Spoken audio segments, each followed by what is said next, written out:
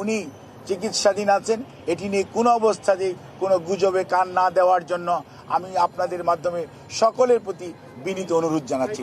দেশের বাইরে যাওয়ার জন্য যে সিদ্ধান্ত মেডিকেল বোর্ডের পক্ষ থেকে হয়েছিল, কিন্তু একদিকে মেডিকেল অ্যাম্বুলেন্সের কারিগরি ত্রুটি, অন্যদিকে দেশনেত্রী বেগম খালেদা জিয়ার স্বাস্থ্যের অবস্থা ওই সময়ের জন্য এয়ার অ্যাম্বুলেন্সের জন্য ফ্লাই করার উপযুক্ত না থাকার কারণে আন্তর করতে পারিনি। আমরা এগিয়ে যাচ্ছি যাতে সর্বোত্তম সেবা ওনার জন্য নিশ্চিত করা যায় এবং পৃথিবীর মধ্যে যাতে ভালো চিকিৎসা সেটি উনি পেতে পারেন।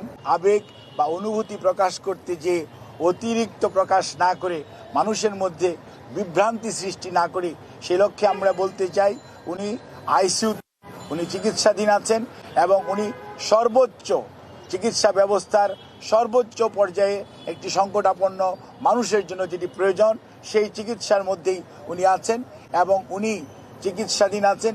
এটি নিয়ে কোনো অবস্থাতেই কোনো গুজবে কান না দেওয়ার জন্য আমি আপনাদের মাধ্যমে সকলের প্রতি বিনীত অনুরোধ জানাচ্ছি। সবার শেষে উনি একজন রোগী, ওনার নিজস্ব কিছু এথিক্যাল রাইটস প্রিভিলেজ আছে।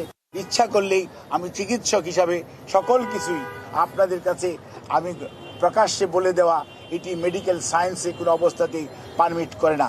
তো আপনাদেরকে আশ্বস্ত করতে চাই, ওনাকে যে চিকিৎসা দেওয়া হচ্ছে সেই চিকিৎসা উনি আগের মতোই, আমাদের মেডিকেল সায়েন্সের ভাষায় যদি বলি, she can continue on maintaining her treatment, এবং ডাক্তাররা যে চিকিৎসা দিচ্ছে সেটি উনি গ্রহণ করতে পারছেন এবং সেটি উনি নিয়ে সত্যিকার অর্থে রেসপন্স করছেন। ধন্যবাদ।